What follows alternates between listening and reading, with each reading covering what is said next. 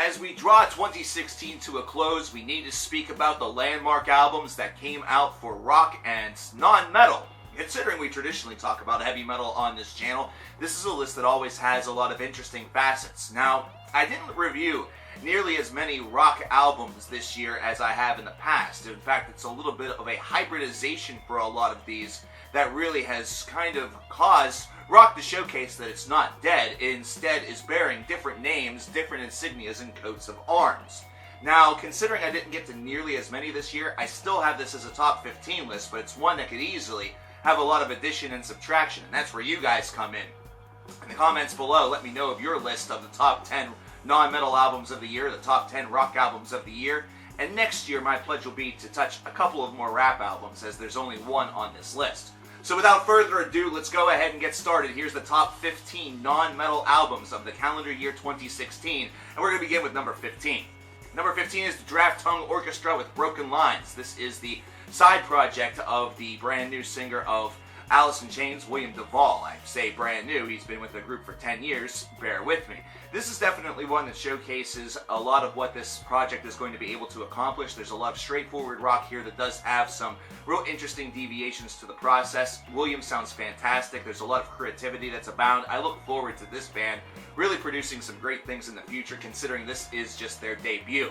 Number 14 is Crowbot with Welcome to Fat City. Their follow-up to their landmark album from a couple of years ago is one that definitely keeps things going for this band. They show that they have a lot of great fuzz and a lot of great rhythm, and really they are a band that's continuing to show that as they continue to develop as songwriters, their material is going to become even more spry, even more loose, and even more fun. Number 13 is Billy Talent with Afraid of Heights. This is a terrific Canadian group that's been long running, and this is their first album in a little while, which has definitely led to some surprising results. I love the blend of melody, but also real fun on this disc. It's one that showcases some of that old school bounce that Billy Talent was able to showcase on their first couple of albums, while still also maintaining the modern sensibilities and modern maturity that their later albums have been able to produce. Number 12 is Alter Bridge with The Last Hero. This was an album that had a lot of great praise and promise to it, but it was one that just sort of petered out a little bit whenever the album reached its second half. But with that being said, them doing something like that with their work is still leagues better than a lot of the other things that were released in this category this year. Alter Bridge continues to show themselves as one of the premier rock acts of the current age, and Mark Tremonti continues to showcase why he is one of the most underrated guitar players out there, even though his name is mentioned quite a bit. Number 11 is Crippled Black Phoenix with Bronze. These English prog rockers are able to return with a killer album that has a lot of great pace, a lot of ambience and atmosphere, one that really delivers on so many different levels that it almost begs for them to really be included in progressive music's next pantheon. Prog rock definitely has a lot of representation in the most recent age, but this is one that certainly shows that Crippled Black Phoenix wants to be included within that list. Check this one out if you have not already. Number 10, speaking of Mark Tremonti, we have Tremonti with his solo album Dust. Now, this is the follow-up to an album that came in 2015, but once again, shows that Mark's solo endeavors are just going to continue to really showcase his not only his ambition, but also his side that is really focused on making varied discs, as opposed to ones that feel very controlled, either that or ones that feel like they are just sort of more of the same. Tremonti continues to develop himself as a guitarist, even though he has been in this game for nearly 20 years, even more. And this is an album that once again displays why he is underrated despite his name being on the tongues of many. Number 9, we have Highly Suspect with The Boy Who Died Wolf. This is probably one of the bands that has the highest rising star really here in 2016. They gained a lot of acclaim. And this is an album that really showcases why.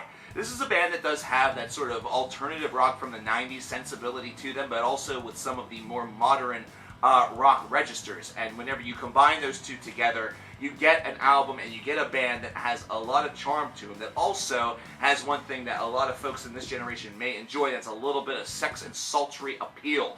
Based off of that, I expect Highly Suspect to become a name that is more well known as the years continue. This is a group that has a lot to offer.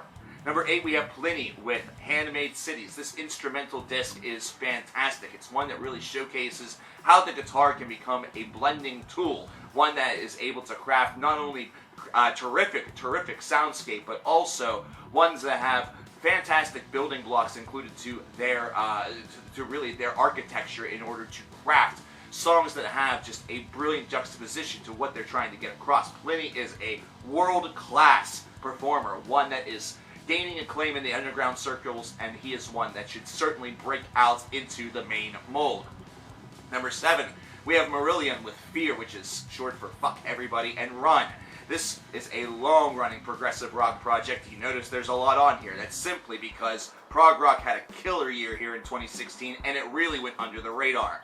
This is probably Marillion's best album in maybe a decade, perhaps even more. This one really displays what these boys are able to do whenever they extend their songs to longer lengths, while also really putting together not only terrific melody, terrific harmony, but also fantastic songsmanship. These guys have a lot of experience under their belt, and not to mention, there are some of the best vocals of the year on this album. It's one that really conveys the mood and the atmosphere in beautiful ways. Number 6, we have The Deer Hunter with Act 5. This long-running project that is all one story has maybe just one more album left in its real arsenal, but Act 5 is one that really takes you toward those closing moments with a fury. The songwriting and the storytelling combined here is really what causes the excellence to exude from this album. It's one that displays that rock is one that can easily become that old orchestral or that old real stage show idea or almost movie score soundtrack idea. And The Deer Hunter, very similar to a band such as Coheed and Cambria, also displays how you can take a cohesive story over the course of multiple albums, not only make it work, but make it damn endearing and extremely exhilarating. Something that everybody is going to want to listen to, and then immediately imbibe the other albums in the series in order to catch up on the plot. Number 5 is Radiohead with A Moon-Shaped Pool. This is a disc that really shows brooding melancholy and Tom York really being at his best. And this is one that has atmosphere for days that works really in its favor and just begs repeated listens for all the different things and nuances that you may catch during second or third playthroughs. This is a band and an album that has always been sort of highly regarded ever since it first came out, but it's one that's only improved as those future listens really continue. If you've not checked out A Moon-Shaped Pool yet, do so, and you will be addicted for a while. Number 4, we have Kendrick Lamar with Untitled Unmastered.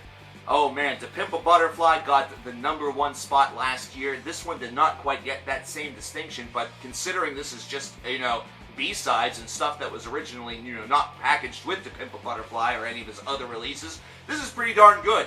This is showcasing that Kendrick does have some diversity, and once he does put his stamp on something, it really does have not only a real recognizable mark to it, but also he is looking to even expand a little bit further and really transform the world of hip-hop into not only his world, but his art form. Some people may say that The Life of Pablo by Kanye West was better than this disc. I disagree. That was a really disjointed and sort of half-and-half sounding album. But Untitled Unmastered displays that Kendrick is still on the top of his game, which means that going forward, anything that he produces should have real grandiose vision.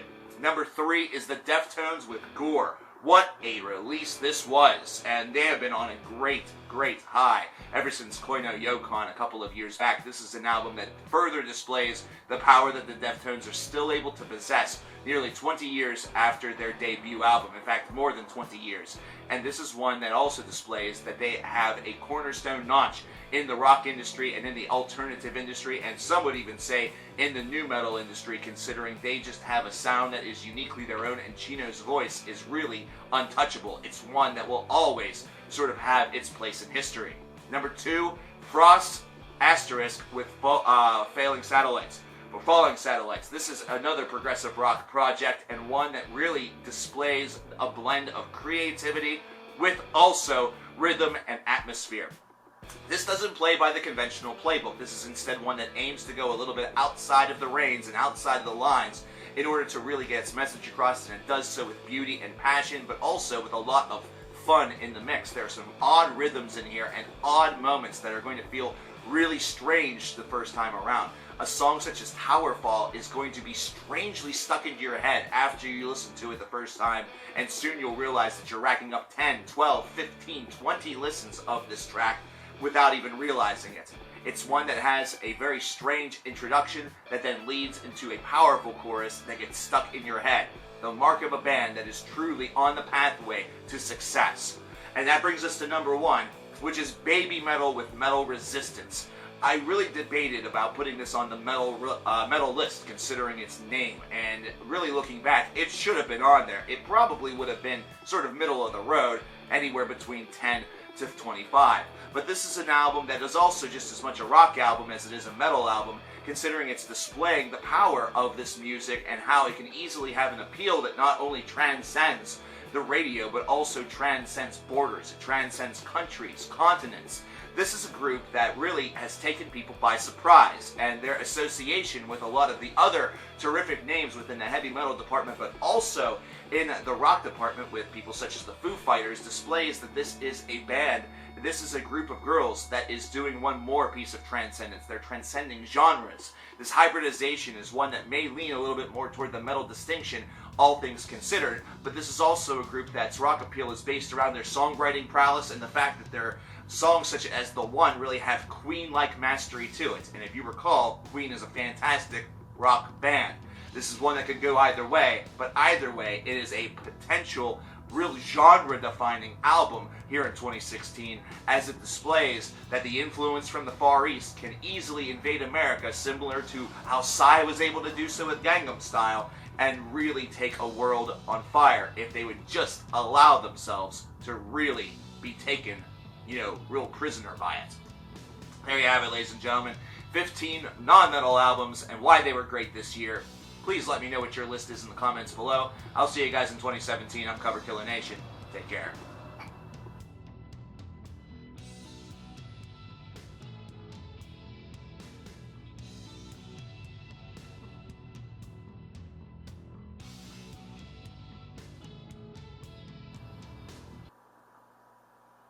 Still here? Guys are probably thinking that I forgot all about Black Star by David Bowie, huh? Why isn't it number one, Coverkiller Nation? Why isn't it number one? I can already see the comments. Well, number one is supposed to be the gold standard, and that's really what it represents, especially whenever it comes to the Olympics, anything, lists like this. But Black Star was not number one on this list because Black Star by David Bowie is really in a league of its own. Black Star, of course, being released one day prior to his death, made the album all the more important. However, it was already just a trademark and brilliant work by an artist who was clearly aware that his time was very short. So, those of you who have not listened to this album as of yet are the ones that are truly missing out. I didn't put this at number one. I didn't put this on the list for the reason that it's more of a platinum. It's more of, the one that's above number one. It's the album that transcends sort of the list because of the legendary status of the man who made it, his passing, and everything that really surrounded this disc. It's a disc that you need to hear. It is an album that you need to own. So, in honor of David Bowie, he gets an honorary Legends Album of the Year here in 2016 for Black Star. Because this is a disc that is really a fitting end to a career that was really, truly remarkable. And one that always morphed and changed and became something special. So, there's that. You can leave now. You don't have to leave that really nasty comment. Although you probably still will. And there will still be comments down there that, people didn't watch this far. That's their fault. Tell them that they're dumb. Bye now.